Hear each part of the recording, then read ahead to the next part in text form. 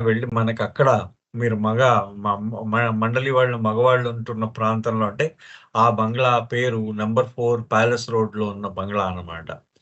ఆ బంగ్లా దగ్గరికెళ్ళి, అక్కడ ఇంకా టిన్స్ ఉన్నాయి గదా! అవి తీసుకురా అన్నారట బాబా. సరే బాబా అని చెప్పాడు. చెప్పేసి అయితే ఈ యొక్క బంగ్లా ఈ లింక్స్ బంగ్లా పక్కనే ఒక గనుల యజమాని ఉండేవాడు. చాలా గొప్ప అతను గొప్ప చాలా ధనవంతుడు. అయితే ఆయన యొక్క ఈ కాపలాదారులు, ఆ భవంతి కాపలాదారులు, ఆ గనుల యజమాని యొక్క భవంతి కాపలాదారులు రోజు ఈరోజు గారికి నమస్కారం పెడుతూ ఉండేవారు బాబాని తీసుకొస్తున్నందుకు. కారణం వాళ్ళు బాబా యొక్క గొప్పతనాన్ని విని ఉండడం జరిగిందనమాట. సో, మొత్తానికి ఈరోజు ఎప్పుడైతే బాబా ఈ మరుగు టిన్స్‌ని మరుగునెత్తి ఆ రేకుల్ని తీసుకురమ్మన్నారో, ఈయన గబగబా డైరెక్ట్‌గా అంటే చుట్టూ తిరిగి వెళ్తే అది చాలా దూరం అవుతుందని బాబా చెప్పారు వెంటనే చేసేయాలని. ఆ పక్క యజమాని దాంట్లోకి వాళ్ళ గోడలోకి దూకి వాళ్ళ ఇంట్లోంచి అంటే వాళ్ళ లోపల అక్కడ వాళ్ళ యొక్క భవనంలోంచి తన వీళ్ళు ఉంటున్న భవనానికి అడ్డదారి ఉందన్నమాట. ఆ అడ్డదారిలో వెళ్ళడానికి ఈ భవనం దూకాడు. ఈయన దూకేసరికి ఆ ఇద్దరు కాపలాదారులు లేచి నించున్నారు. లేచి నించున్న తర్వాత ఓహో! వీళ్ళు మనకు సలాం పెడుతున్నారు, నమస్కారం పెడుతున్నారని నిరుత్ గారు సంతోషించారట. తర్వాతి కాలంలో ఈరోజు గారు ఏం చేశారంటే, ఆ తర్వాత మళ్ళీ వస్తున్నప్పుడు అక్కడ ఎలా ఉంది ఆ మరుగు టిన్స్ ఎలా ఉన్నాయంటే, అక్కడ అంటే ఆ రేకులు ఎలా ఉన్నాయంటే దాని మీద మరుగుని కడగలేదు. ఆ మరుగుతో ఉన్నాయి. ఆ మరుగు అలా కారుతూ ఉందన్నమాట.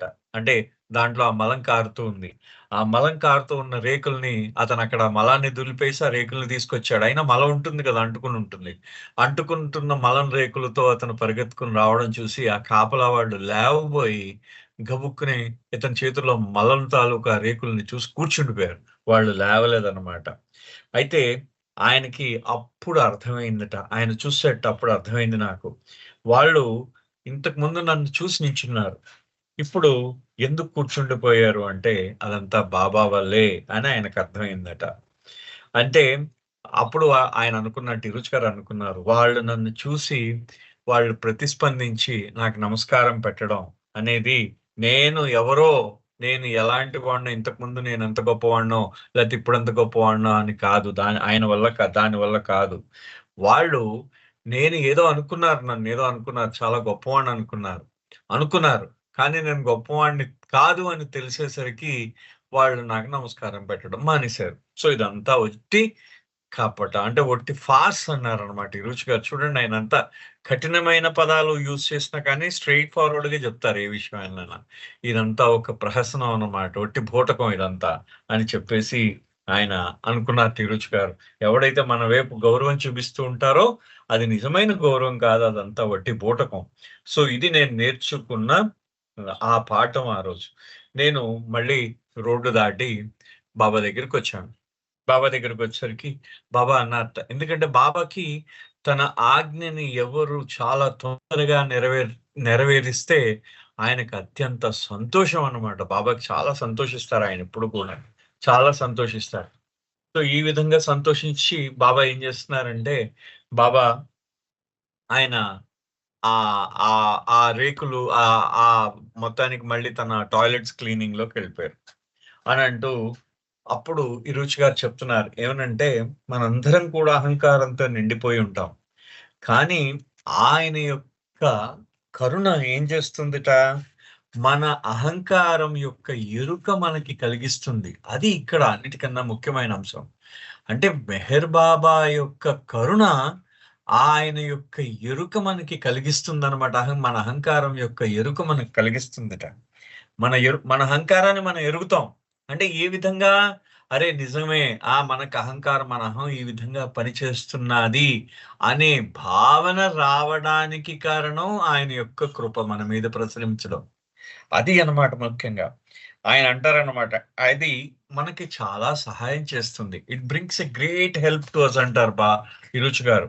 అది మనకు చాలా సహాయం చేస్తుంది అనంటూ వాట్ ఈస్ ఎఫేస్‌మెంట్ అంటే నిన్ను నువ్వు రద్దు చేసుకోవడం, నిన్ను నువ్వు చెరిపివేసుకోవడం, నేను అనే భావన చెరిపివేసుకోవడం. ఈ చెరిపివేసుకోవడం అంటే దాని అర్థం ఏంటి? It is just the scrubbing. Scrubbing అంటే తోమడం అనమాట. స్క్రబ్బర్. మీరు ఇంట్లో మనం గిన్నెలు తోముతున్నప్పుడు స్క్రబ్బర్ ఉంటుంది కదా! ఆ స్క్రబ్బర్ పెట్టి తోముతాం కదా! అది అదే విధంగా మనలో ఉన్న ఆ మక్ అక్కడ ఆయన వాడిన పదం చూడండి. ఆ పదం కూడా చాలా అందంగా వాడతారు 'ఇరూష్' గారు. ఆ కల్మషం అన్నమాట. అంటే ఆహ్, ఆహ్, అంటే మనకి ఏదైతే బురదుందో మక్ అంటే బురదనమాట. అంటే మనం ఆ బురదని ఆయన కడిగేస్తారట. బాబా కడుగుతారట. ఆ బురద మన మీద పేరుకుపోయిన బురదని muck which has been collected is scrubbed అనమాట. అంటే ఏదైతే ఆ మక్క ఆ బురద పేరుకొన్న బురదని, అహంకారపు బురదని ఆయన స్క్రబ్ చేస్తారు, కడుగుతారు, దాన్ని తోముతారట బాబా.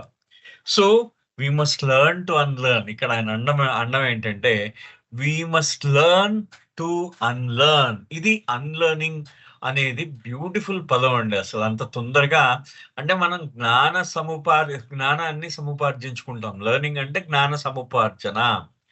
అన్‌లెర్న్ అంటే రహితంగా అంటే మనం దేన్నైనా అంటే ఒక నువ్వు ఏదైతే జ్ఞానాన్ని సంపాదించుకున్నావో, దాన్ని జ్ఞానరాహిత్యంగా అంటే రహితం చేసుకోవాలి. నువ్వు దాన్ని దూరం చేసుకోవాలి ఆ జ్ఞానాన్ని. ఏదైతే నువ్వు దాన్ని వదిలేసుకోవాలన్నమాట. నువ్వు అప్పటిదాకా నేర్చుకునింది ఈ జ్ఞానరాహిత్యం అని కూడా అది మనం అంటే మనల్ని మనం వదిలేసుకోవాలి. మనం అప్పటిదాకా నేర్చుకుని, ఆ బంధనాల్లో ఇరుక్కుపోయిన బంధనాలు ప్రతి ఒక్కటి మనకు తెలుస్తూ ఉంటాయి. అంటే కదా ఇప్పుడు దానికి బాబా ఒక ఎగ్జాంపుల్ ఇస్తారు. ఏ రకమైన ముడో మనకి తెలిస్తే, ఆ రకమైన ముడి విప్పుకోవడానికి మనకు తోవ కూడా మనకు తెలుస్తుంది. అందుకనే మనం జ్ఞానము సంపాదించుకోవడం ముందు మనకున్న బంధనాలు ఏ రకమైనవో తెలుసుకోవడానికి. మెల్లిగా మనం ఒక్కొక్క రకమైన బంధనాన్ని ఒక్కొక్క విధంగా వదులుచుకుంటూ ఉంటాం. స్వయంగా బాబా వాడిన మాటనమాట. అంతే గదా! సో, ఈ విధంగా ఈ నువ్వు ఏదైతే జ్ఞానాన్ని సంపాదించుకున్నావో, ఆ జ్ఞానాన్ని నువ్వేం జేస్తావంటే, ఆ జ్ఞానాన్ని రహితం చేసుకో. అంటే జ్ఞానరహితుడివి అంటే మొత్తం నువ్వు మామూలుగా ఇంకేమి ఉండదనమాట. నీలో ఇంకా నీ జ్ఞానాన్ని వదులుచుకో. అండ్ నువ్వు ఈ సంపాదించుకున్న దాన్ని అప్పటిదాకా నువ్వు ఏవైతే సంపాదించుకున్నావో దాన్నంతా వదులుచుకో అంటున్నారు. అంటూ no sooner you unlearn everything absolutely you gain your real state. నువ్వు ఎప్పుడైతే నువ్వు ఏదైతే అప్పటిదాకా నువ్వు నేర్చుకున్నదంతా మెల్లిగా దాని రహితుడవవుతున్నావో, అప్పుడు నీ యొక్క యథార్థ స్థితిని నువ్వు చేరుకుంటావు అని అంటున్నారు. చూడండి ఎంత బాబా దాన్ని ఆయన స్వయంగా ఇది బాబా మాటల్ని ఆయన చెప్తున్నారన్నమాట. ఇరుచ్ గారు చెప్తున్నారు. చెప్తూ ఆయనేమంటారంటే, humiliation is the palanquin that carries us to him. Humiliation అంటే అవమానం అంట. అవమానము మనం అవమానింపబడ్డాం. అవమానింపబడ్డాం అనేసరికి మనకేమన్ మనకేమనిపిస్తుంది? గర్వభంగం కానీ, మనకు అవమానం జరిగితే మనం ఏమనుకుంటాం? అయ్యో! నా అహంకారం చాలా దెబ్బతినిపోయింది. అది నేను తట్టుకోలేను. ఒక రోజు, 2 రోజులు, 3 రోజులు, 4 రోజులు నాకు నిద్ర పట్టదు. రాత్రి సడెన్‌గా మెలుకువొచ్చేస్తూ ఉంటుంది. అయ్యో! వాడి చేతుల్లో ఓడిపోయానే, వాడు నన్నిలా అంటాడా? అని మన అహంకారం మనకి నిద్ర పట్టనీయదనమాట అహంకారం. సో, కానీ ఈ ఎప్పుడైతే ఈ గర్వభంగం కానీ, అవమానం కానీ, ఈ మనస్తాపం కానీ, ఈ ఆశాభంగం దీనికన్నీ ఇదంతా కూడా హ్యూమిలియేషన్ తాలూకు సినానిమ్స్ అన్నమాట ఇవన్నీ కూడా. వీటికి అంటే ఆహ్, బ బ ఆ తర్వాత ఇవన్నీ కూడా మీరు మనకెప్పుడైతే ఈ గర్వభంగం కానీ, ఈ మనస్తాపం గాని, అవమానం కానీ జరిగిందో, అది ఒక పల్లకీట మనల్ని తీసుకెళ్ళడానికి ఆయన దగ్గరికి. అంటే మన అవమానం జరిగితే, మననెవడైనా అవమానిస్తే, మనం మనం ముందు వాడికి థాంక్స్ చెప్పుకోవాలి. కారణం ఏంటంటే, మనని ఆయన ఆయన దగ్గరికి చేరుస్తున్నాడతను. మనం ఎవడైతే మనల్ని అవమానిస్తున్నాడో, ఆయన దగ్గరికి చేరుస్తున్నాడు మనని అతను. అది అతి గొప్ప విషయం మనం నేర్చుకుంది ఈ పర్టిక్యులర్ పుస్తకంలో కొన్ని అద్భుతమైన దాన్నేమంటారంటే అద్భుతమైన విషయాలున్నాయి. కిరుచ్ గారు చెప్పినవి. ప్రత్యక్షంగా ఆయన అనుభవించిన విషయాలున్నాయి. దాంట్లో ఇదొకటనమాట. అంటే మనం అవమానింపబడ్డాము. మనకి మన మనస్తాపం కలిగింది. మనం పరాభవింపబడ్డాము అని భావించక్కర్లేదు. మనం ఏమీ భావించక్కర్లేదు. ఆయన దగ్గరికెళ్ళే మార్గం అది ఒక పల్లకీగా మనని ఆయన దగ్గరికి తీసుకువెళ్తుంది. ఒక పల్లకీ అవుతుందట మనని ఆయన దగ్గరికి తీసుకెళ్ళడానికి. బాబా సెడ్ చూడండి. బాబా ఏమన్నారో ఆయన చెప్తున్నారు గొప్పగా. ఆయన ఈరోజు గారు చెప్తున్నారు. ఏమంటారంటే బాబా అన్నారట, "people think they will get advancement from seeing me and being in my presence. But eventually the mind must be annihilated." అందరూ అనుకుంటూ ఉంటారట ప్రజలందరూ కూడా. They will get advancement from seeing me and being in my presence. అంటే బాబా ఇక్కడ ఏం చేస్తున్నారు? చాలా సూక్ష్మంగా ఒక ఆధ్యాత్మిక భ్రమని ఆయన తొలగిస్తున్నారు మనలో. మనం ఇక్కడ అన్నిటికన్నా ముఖ్యంగా గమనించాల్సిన అంశం. ఒక సూక్ష్మమైన ఆధ్యాత్మిక భ్రమ. ఆ భ్రమ ఏంటి మనకుంటుంటా. అంటే బాబా పక్కన కూర్చోవడం, బాబా దగ్గర కూర్చోవడం, లేపోతే బాబా పాదాలు తాకడం, లేపోతే బాబాతో జీవించడం, ఇవన్నీ కూడా మనకి గొప్ప దాన్నేమంటారంటే వరాలు. అంటే మనకి ప్రత్యేక అధికారాలు మనకి వచ్చింది అని చెప్పేసి మనం విశేషాధికారం మనకి విశేషంగా బాబాని చూసేసరికి ఆ! నాకు కాబట్టి నేను బాబా చూడగలిగాను. నేను కాబట్టి బాబాతో ఉండగలిగాను అనే ఒక ప్రత్యేకమైన అదనపు హక్కులా మనం భావిస్తా ఉంటాం. కానీ ఇక్కడ బాబా అంటున్నారు. అంటే ఇక్కడ బాబా అన్న మాట ఏంటంటే they are not advancement by themselves. అవి పురోగతికి మార్గము కాదు.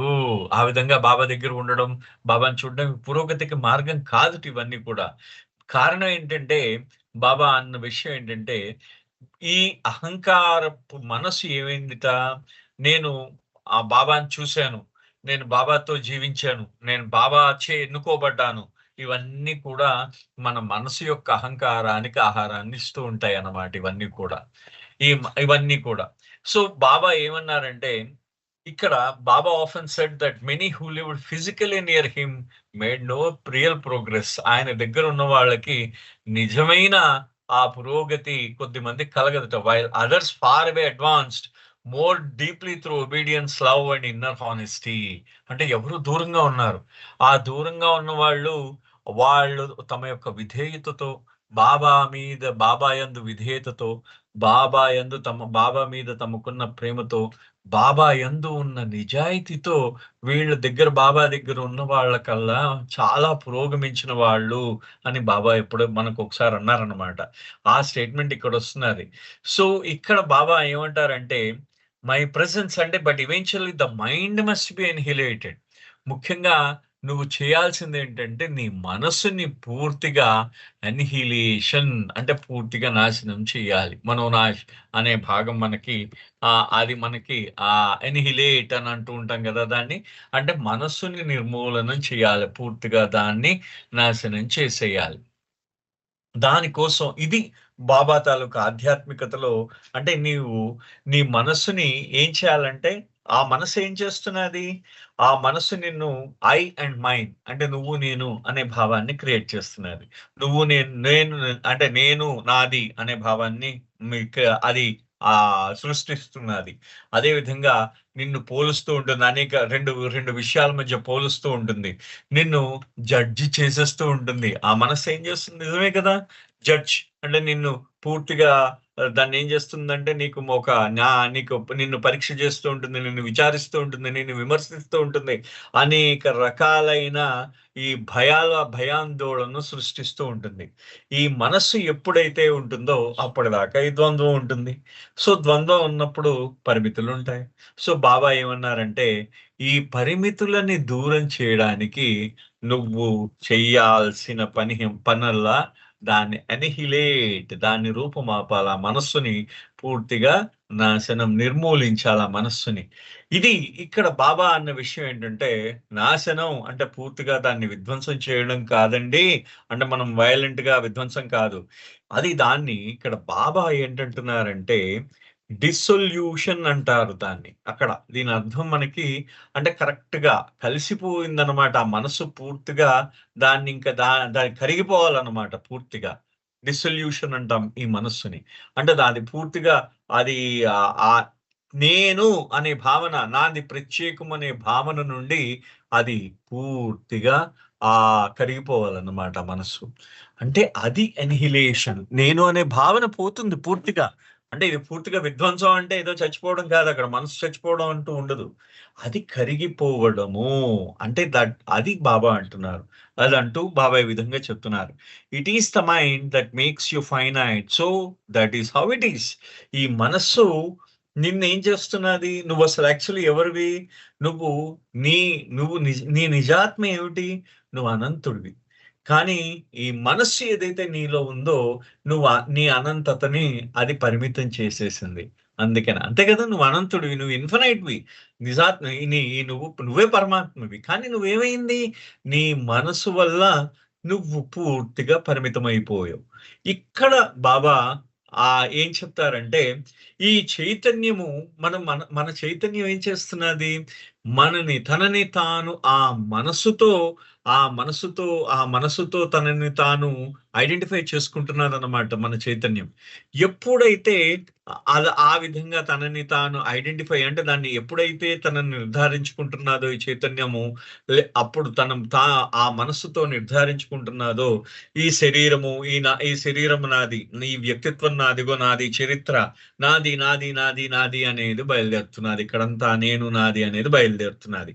అప్పటిదాకా అనంతమైన నీ నీ యొక్క నిజాత్మ ఏమైందంటే ఈ శరీరంతో ఐడెంటిఫై అయిపోతున్నట్ట. సో అది మన మైండ్ ఐడెంటిఫికేషన్ అన్నమాట. మన మనస్సు మనల్ని పరిమితం చేసేసింది. సో ఎప్పుడైతే నీ మనస్సుని నువ్వు అనిహిలేట్ చేసేవో, దాన్ని పూర్తిగా కరిగించేసేవో, దాన్ని తగ్గించేసేవో, దాన్ని తన శరీరంతో గుర్తెరగడాన్ని తగ్గించిందో, ఆ రోజు ఏమవుతున్నదంటే నీ యొక్క నిజాత్మ నీకేమిటో తెలుస్తుంది.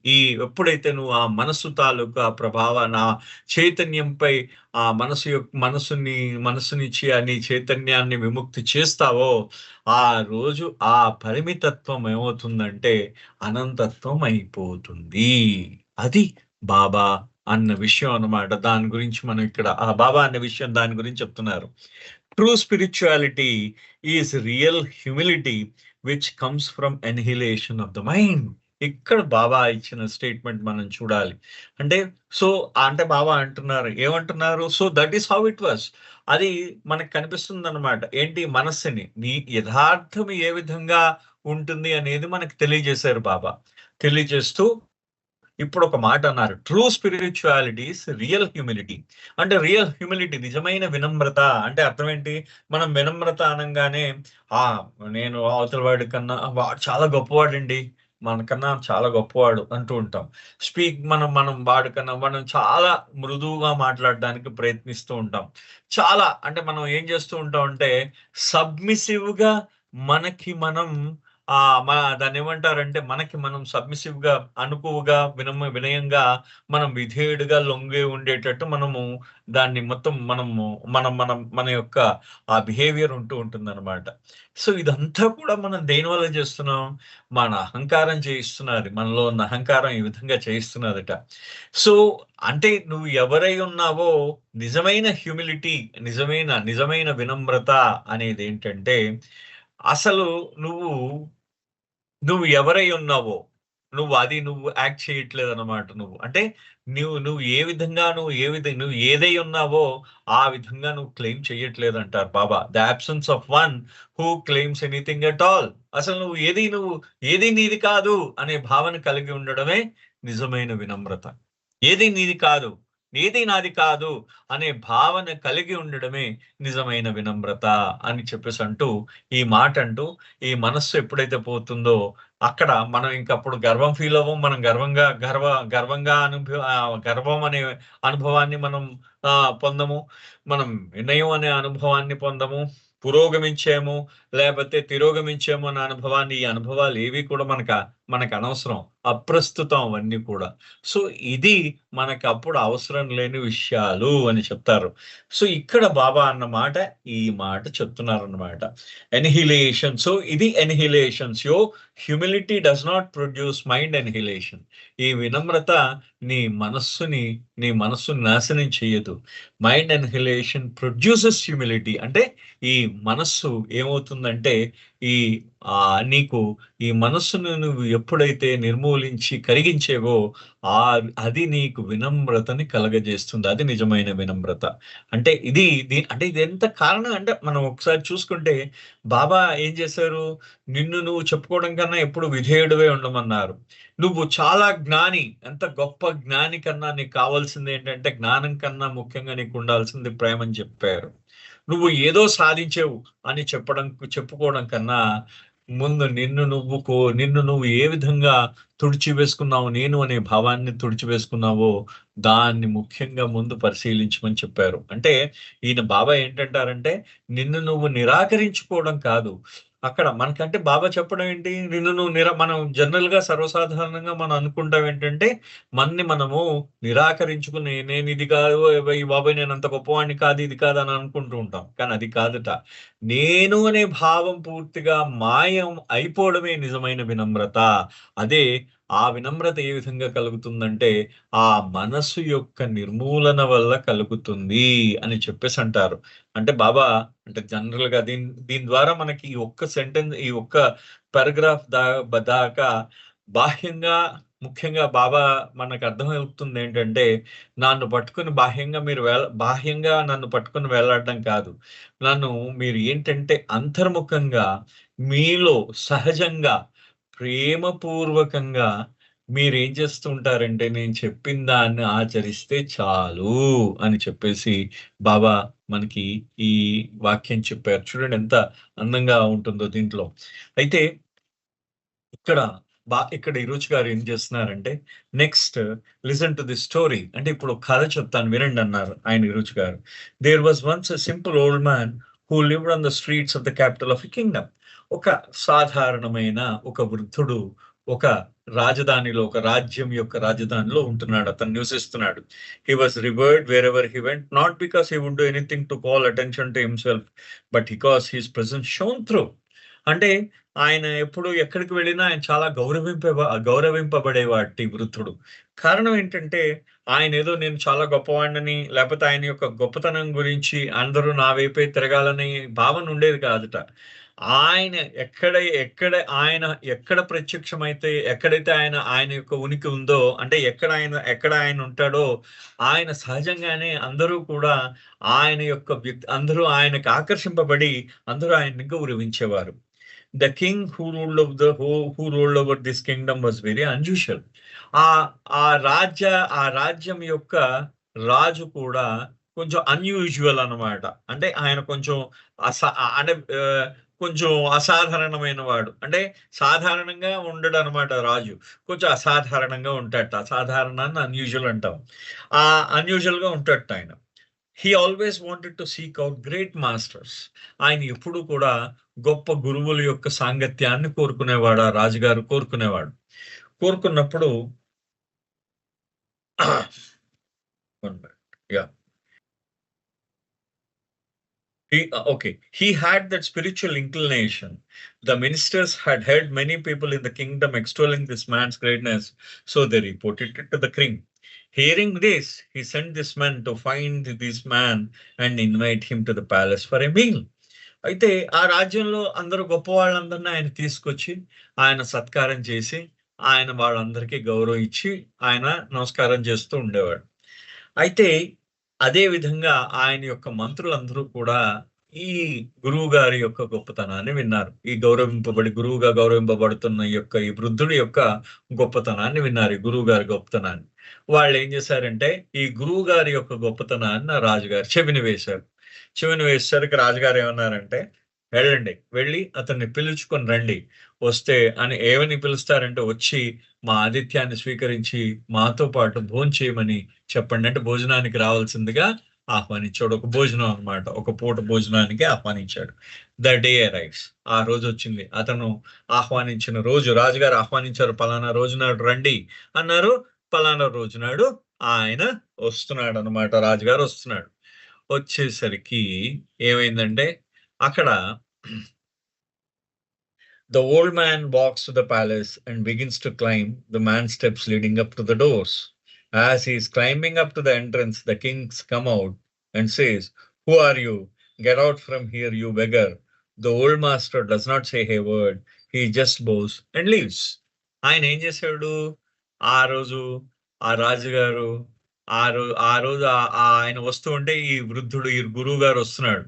వచ్చేసరికి గురువు గారు వస్తుండేసరికి ఆ గురువు గారు మెట్లెక్కి ఆ లోపల ఆ భవనంలోకి అడుగు పెడుతూ ఉండేసరికి ఆ రాజుగారు ఆ భవనం యొక్క ఆ ద్వారం దాకా వచ్చి అతనేమన్నాడంటే చూసి, "ఎవరు నువ్వు?" అని అడిగేట్టి ఈ గురువుగారిని. అడిగేసరికి, "ఎవరు నువ్వు? అసలు ఇక్కడి నుంచి పో నువ్వు. నీలాంటి అంటే నీలాంటి అదేంటి యాచకుడికి ఇక్కడ నువ్వు ఇక్కడికి ఓహ్! ఓ యా ఓ ఓ అంటే అడుక్కునేవాడిని మనం అడుక్కుంటూ ఉంటాడు గదా! అని తిడుతూ ఉంటాం గదా! నీలాంటి అడుక్కునేవాడికి ఇక్కడ స్థానం లేదు పో" అని చెప్పేసి ఆయన పొమ్మన్నట్ట. ఆ గురువుగారు ఒక్క మాట కూడా మాట్లాడకుండా, తిరిగి మాట్లాడకుండా ఆ గురువుగారు ఎళ్ళిపోయారట. The next day again the king sends a messenger to the old man to invite him to the palace, saying that a mistake had been made. But as soon as he arrives on the palace steps, the king rudely throws him out. అయితే మర్నాడు ఏం చేశారట రాజుగారు, ఆ రాజు దగ్గరికి పంపించారన్నమాట అతను. ఆ గురువుగారి దగ్గరికి మళ్ళీ పంపించి, "అయ్యా! పొరపాటయిపోయింది. క్షమించండి" అని చెప్పేసి పంపించి, ఆయన ఏం చేశాడంటే, మళ్ళీ రాజుగారి దగ్గరికి మళ్ళీ "అయ్యా! మీరు మళ్ళీ భోజనానికి రావాలి ఆ రాజభవనానికి" అన్నాడు. అనేసరికి సరే అని చెప్పేసి ఆయన అన్నట్ట. ఎవరు? ఆ గురువుగారన్నారు. అనేసరికి ఈ లోపల ఏం చేశారంటే ఆ గురువుగారు మళ్ళీ రాజభవనం దగ్గరికొచ్చాడు. మళ్ళీ రాజుగారు ఏమన్నాడంటే, "ఎవరు నువ్వు? పో మళ్ళీ" అని చెప్పేసి నానా మాటలు దుర్భాషలాడి ఆ గురువుగారిని మళ్ళీ వెళ్ళగొట్టేసాడు. 12 times this happens, but each time the old man merely bows to the king and leaves. ఇలాగ ఈ విధంగా గురువుగారిని 12 సార్లు ఆహ్వానించేట రాజుగారు. 12 సార్లు వెళ్ళగొట్టాడు. 12 సార్లు ఆ యొక్క వృద్ధుడు ఏ మాట మాట్లాడకుండా ఆయన ఏం చేసేటంటే దండం పెట్టేసి ఆయన వెళ్ళిపోయేట. చూడండి, ఆయన ఏమీ మాట్లాడలేదు. రాజుగారికి దండం పెట్టి ఆయన వెళ్ళిపోయేట. But finally on the 13th call the king greets the old man and brings him to the palace. Now, the king's attitude is totally different. He bows down to the master. "No, I know your greatness. How many times I insulted you and manhandled you, you have returned." ఆయన అప్పుడు అన్నట్ట ఆయన. చూడండి, అంటే 12 సార్లు ఆ గురువుగారిని అవమానించి మెడబెట్టి బయటికి తోసేసాడు రాజుగారు. 12 సార్లు ఆయనేం మాట్లాడలేదు. నమస్కారం పెట్టి వెళ్ళిపోయాడు. ఆ గురువుగారు వెళ్ళిపోయాడు. 13 ఆయన ఏం చేశాడంటే, మళ్ళీ పిలిచాడు. రాజుగారు మళ్ళీ గురువుగారిని పిలిస్తే గురువుగారు లోపలికొచ్చారు. వచ్చిన తర్వాత ఈసారి లోపలికి తీసుకువెళ్ళి సింహాసనం మీద ఆయనకి మంచి ఆసనం వేసి కూర్చోబెట్టి, ఆయన కాళ్ళ దగ్గర అత్యంత భక్తి శ్రద్ధలతో కూర్చుని ఆ గురువుగారి కాళ్ళ దగ్గర కూర్చొని రాజుగారు అన్నట్టు, మీరు ఎందుకు ఇప్పుడు నాకు తెలిసింది, మీ యొక్క గొప్పతనం నాకు తెలిసింది. నేను ఎన్ని సార్లు మిమ్మల్ని అవమానించి మీ మెడబెట్టి గెంటేసైనా మీరు మళ్ళీ వచ్చారు, మళ్ళీ రాగలిగారు అని చెప్పేసి అన్నాడు. అంటే చూడండి, అంటే ఇక్కడ ఆయన అంటే అవమానము పొందేమో అనే భావన లేదు అన్నమాట గురువుగారికి. నాకు నేను గర్వభంగం కానీ, నాకు అవమానం కానీ నీకు జరిగింది అనే భావనే లేదు. అసలు ఆ గురువుగారికి ఆ భావన లేదు. అది అన్నిటికన్నా అత్యంత ముఖ్యమైన అంశం. అవమానం జరిగినా కానీ, జరిగిన అవమానాన్ని తలుచుకోకుండా ఆ అవమానాన్ని అక్కడికక్కడ మర్చిపోయిన వాడు, అది నిజంగా వాడి స్వీయ రద్దుకి, అది వాడి యొక్క గొప్పతనానికి అదొక వాడి యొక్క గొప్పతనానికి సూచన అన్నమాట. ఆ వ్యక్తి అంత గొప్పవాడన్నమాట వాడు. దానికి ఆయన చెప్తున్నారు. ఆ గురుగారు రాజుగారు అన్నారు, "మిమ్మల్ని ఎన్ని సార్లు అవమానించినా మీరు తిరిగి రాగలిగారు. అదే మీ గొప్పతనం." అంటే ఆ గురువుగారు ఇలా అన్నట్ట. ఆ గురువు ఇలా అన్నట్ట. "It smiles. This is a sign of greatness" అని అన్నట్ట. "Yes," replies the king. "You kept returning despite how rudely I treated you." The man of God looks at the king and answers, "That's it. No greatness in that. It is same as dog. You call it and it comes wagging its tail behind. You kick it and it leaves. You call it again and it returns. What I did, a dog does. I am no better than a dog." చూడండి, ఎంత గొప్పగా చెప్పాడు ఆయన. ఆయన ఏమన్నాడంటే ఆ గురువుగారు నవ్వి, "ఇది గొప్పతనమా?" అన్నట్టు ఆ గురువుగారు నవ్వి. అనంటే రాజు అన్నట్టు, "ఏమయ్యా ఇది నీకు గొప్పతనంగా అనిపిస్తున్నాదా?" అంటే, "అవునండి" అన్నట్ట. "మీరు ఎన్ని సార్లు మిమ్మల్ని తీవ్రంగా అవమానించినా కానీ, మీరు వచ్చారు. అది అవమానం అని భావించకుండా మీరొచ్చారు" అనంటే, అప్పుడు ఆ రాజుగారిని చూసి ఇలా అన్నట్ట, ఇది గొప్పతనమా? కాదు సుమా! ఇదసలు గొప్పతనమే కాదు.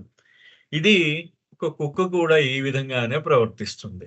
గురువుగారు అంటున్నారు. కుక్క కూడా ఈ విధంగానే ప్రవర్తిస్తుంది. నువ్వు కుక్కని పిలువు, అది తోక ఊపుకుంటూ వస్తుంది. నువ్వు దాన్ని తన్ను, అది వెళ్ళిపోతుంది. మళ్ళీ పిలువు, మళ్ళీ వస్తుంది. మళ్ళీ నువ్వు ఎన్ని సార్లు పిలిస్తే అన్ని సార్లు వస్తుంది. ఎన్ని సార్లు తంతే అన్ని సార్లు వెళ్ళిపోతుంది.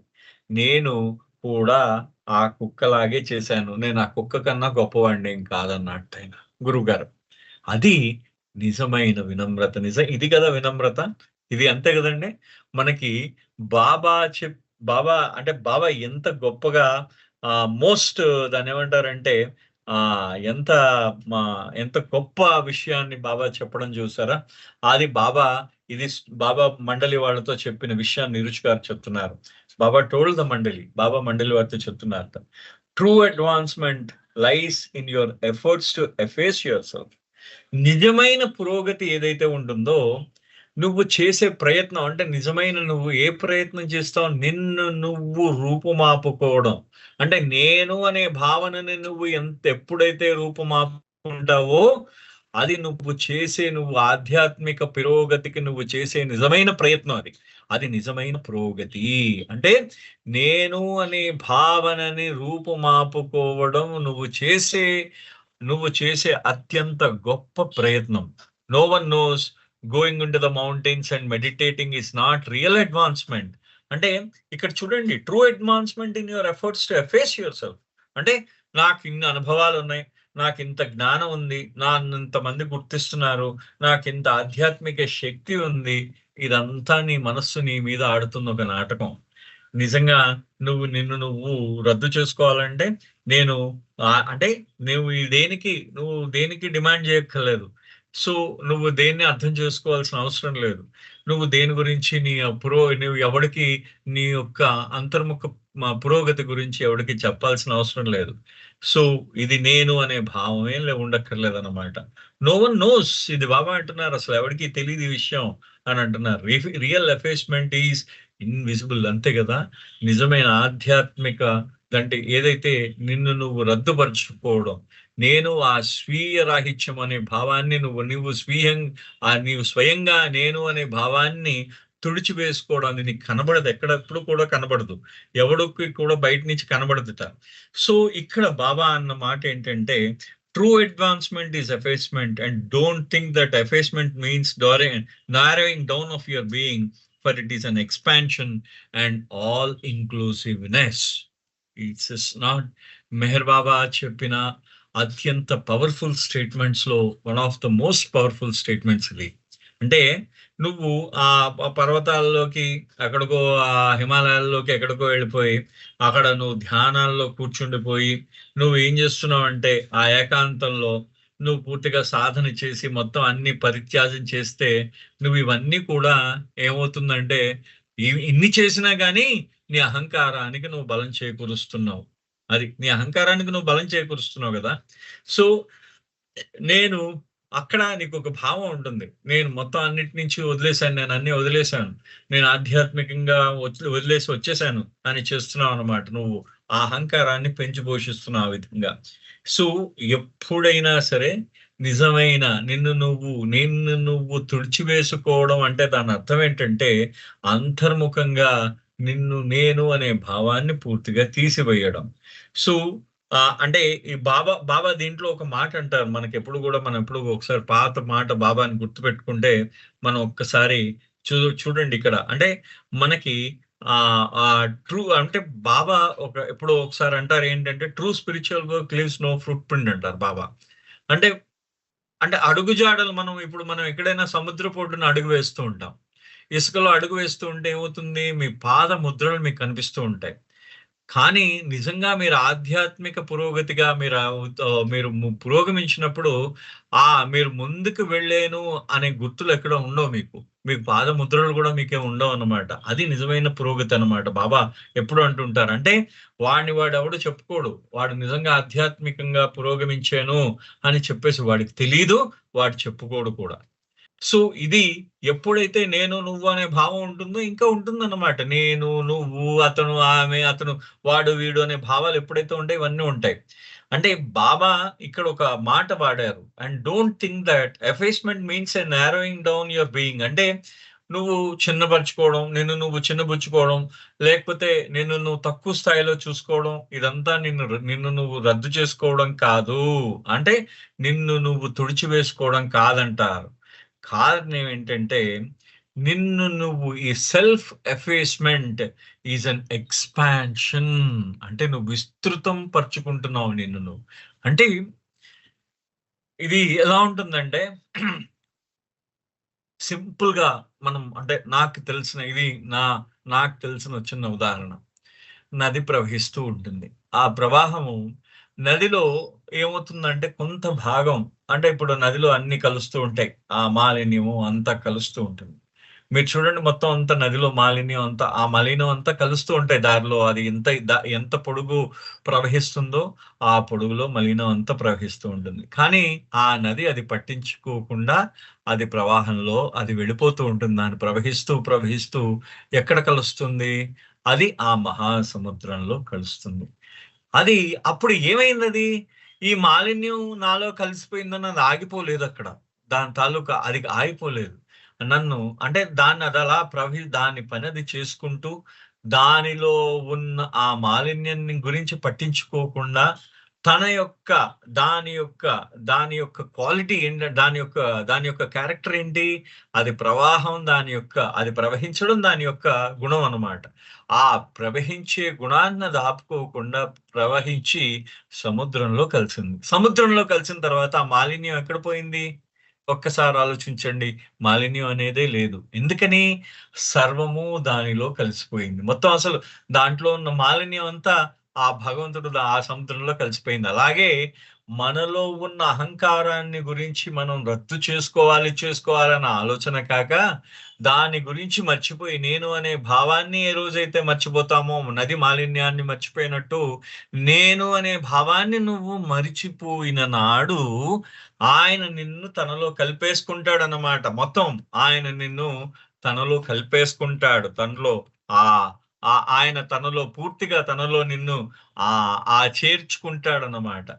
ఆల్ ఇంక్లూజివ్‌నెస్ అంటే మొత్తం సర్వముతో నువ్వు కలిసిపోతావు.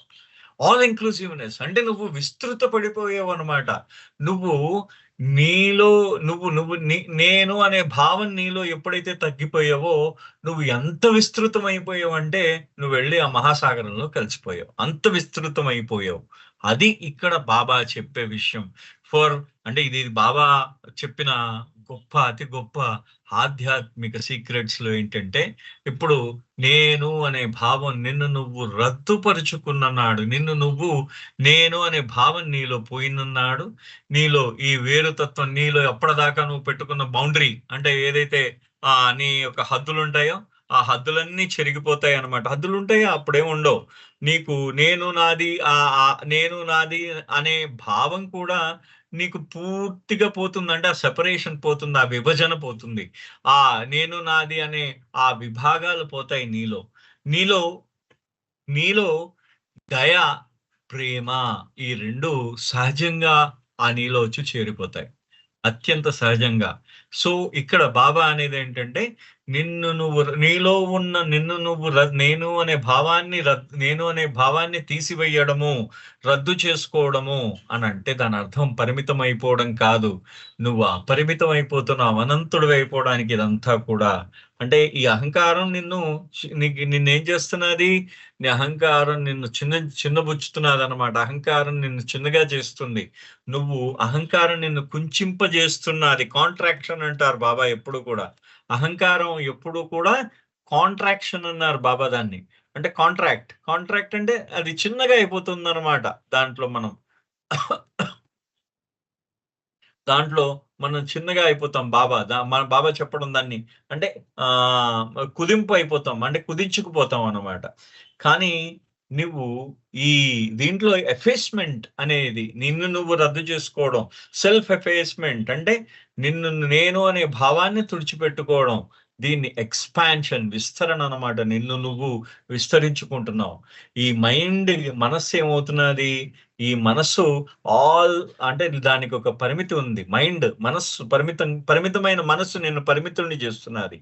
అది అనిహిలేట్ ఎప్పుడైతే దాన్ని రద్దు చేస్తున్నావో, ఆ మనస్సుని నాశనం చేస్తున్నావో, నీవు సర్వము నీలో కలిసిపోతుంది. అంటే ఆల్ ఇంక్లూజివ్‌నెస్. అన్నిటి కలయిక అన్నమాట. అన్నీ కలిసిపోతున్నాయి నీలో. అంటే నువ్వు మనస్సుని ఏ రోజు రద్దు చేస్తున్నావో, ఆ రోజు ఆ సర్వము నీలో కలిసిపోతుందన్నమాట. అంటే ఆల్ ఇంక్లూజివ్‌నెస్ అయిపోతున్నావు. నువ్వు విస్తృతంగా నువ్వు పెరిగిపోయేవు అనే భావన. ఈ 2 మాత్రం నాకు చాలా ఇష్టం అనిపించింది ఈ 2 గూడా.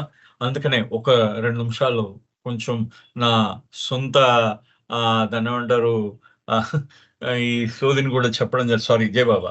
ఎప్పుడైనా ఏమైనా తప్పులుంటే క్షమించండి దీంట్లో. Self effacement was one of the most often discussed topics in Mandali hall. ఈ సెల్ఫ్ ఎఫేస్‌మెంట్ అంటే నిన్ను నువ్వు రద్దు చేసుకోవడం అనేది మండలి హాల్‌లో ఎప్పుడు కూడా మేము దీని గురించి చాలా సార్లు మాట్లాడుతూ ఉండేవాళ్ళం. A concept far removed from worldly life in this day and age particularly in the western world where it seems to stand opposite our quest for self esteem. ఇక్కడ అందరం కూడా అంటే మనం చూడండి దాన్ని సెల్ఫ్ ఎస్టీమ్ అని చెప్పేసి మనకందరం కూడా దాన్నేమంటారంటే అంటే మనం అందరం కూడా మనల్ని మనం గౌరవించుకుంటూ ఉంటాం. ఆత్మగౌరవము అంటూ ఉంటాం. ఆత్మగౌరవం మనందరికి ఆత్మగౌరవం పేరుతో మనం ఏం చేస్తూ ఉంటామంటే, మనం ఈ అహంకారాన్ని పెంచి పోషిస్తూ ఉంటాంట పూర్తిగా కూడా. అంటే ఈ మనకిప్పుడు ప్రస్తుతం ముఖ్యంగా ఈ పాశ్చాత్య ప్రపంచంలో ఆవిడంటున్నది. ఈ పాశ్చాత్య ప్రపంచంలో ఈ అహంకారాన్ని పెంచి పోషిస్తూ పొంచి పో ఈ అహంకారాన్ని పెంచి పోషిస్తూ ఆత్మగౌరవం అనే పేరు పెట్టుకొని, నేను అనే భావం చాలా పెంచేసుకుంటూ ఉంటాం. ఆ నేను అనే భావాన్ని రద్దు చేసుకోవడానికి ఇది పూర్తిగా వ్యతిరేకమైనదన్నమాట. One who was truly self-effaced, Iruch explained to us, was not diminished, but rather expanded. An expansion so great, it encompassed the whole universe. అయితే ఇక్కడ చూడండి. ఆహ్, ఆహ్, ఇక్కడ ఇందాకల ఈ మాట బాబా చెప్పిన మాటను మనం చెప్పుకున్నాం గదా! ఈ మాటని. ఏ ఏ మాట ఏం మాటది? ఒక్క నిమిషం. ఏ మాటంటే one but one who has truly self effaced. ఎవరైతే నేను అనే భావాన్ని పూర్తిగా తగ్గించుకుంటాడో, పూర్తిగా రద్దు చేసుకుంటాడో, వాడు పూర్తిగా క్షీణించిన వాడు కాదు. డిమినిష్ అంటే క్షీణించిపోవడం. క్షీణించిన వాడు కాదు. వాడు బాగా వాడు బాగా అన్నిటిని వాడిలో కలుపుకోగలడే. ఎక్స్‌పాండెడ్ అంటే మొత్తం మీరు ఎవడైతే నేను అనే భావాన్ని తగ్గించుకుంటాడో, సర్వాన్ని తనలో కలుపుకోగలడు అని చెప్పి బాబా ఇప్పుడే చెప్పారు. అదే మాటను మళ్ళీ ఇరుచి గారు చెప్తున్నారు మనకి. సర్వాన్ని ఆయనలో కలిపేసుకుంటాడట. ఈ విశ్వం మొత్తాన్ని కూడా తనలో కలిపివేసుకుంటాడట అతను. అది చెప్తున్నారు. And yet even one on the sixth plane he said was not totally self effaced. ఆరో భూమికలో ఉన్న వ్యక్తి కూడా నేను అనే భావం కలిగి ఉంటాడు. వాడికి కూడా నేను అనే భావాన్ని పూర్తిగా తుడిచిపెట్టుకుపోదు వాడిలో. To become one with God means once total annihilation. ఆ భగవంతుడిలో ఏకమవ్వాలంటే తనని తాను పూర్తిగా నాశనము చేసుకోవాలి. తనని తాను పూర్తిగా కరిగించేయాలన్నమాట. ఆ మనస్సుని కరిగించి అహంకారాన్ని పూర్తిగా నిర్మూలనం చేసుకోవాలి. అటువంటి వాడే ఆ భగవంతుడిలో కలుస్తాడు. సో ఇక్కడ ఇవాళ ఆపుదామండి. తిరిగి మళ్ళీ ఎప్పుడు అవకాశం ఉంటే అప్పుడు స్టార్ట్ చేద్దాం. అవతార్ మెహర్ బాబాకి జై. జై బాబు సార్. జై బాబు అండి. బాలరాజు గారు హారతి పాడతారా? अवतार मेहर बाबा की जय. Sir silence